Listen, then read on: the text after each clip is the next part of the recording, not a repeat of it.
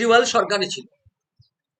আর তখন ওখানকার মানুষ বলছেন রাজনৈতিক মদতে, তোষণবাদী রাজনীতির কারণেই এটা করেছিল তারা। মুসলিমরা যে নিজের ইচ্ছায় করছিল ব্যাপারটা তা নয়।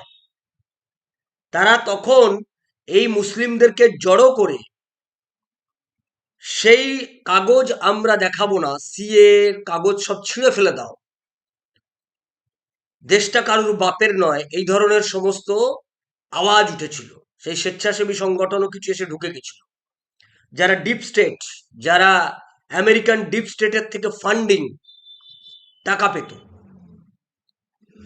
যাদের সোরস ফান্ডিং করতো এই দেশটাকে, এই দেশের নরেন্দ্র মোদীর সরকারকে, যাতে তাকে বিপদে ফেলা যায়। নরেন্দ্র মোদী সরকার যাতে এই দেশের মানুষের ওপর কত ভয়ঙ্কর অত্যাচার চালাচ্ছে এটা গোটা বিশ্বের কাছে তুলে ধরা যায়,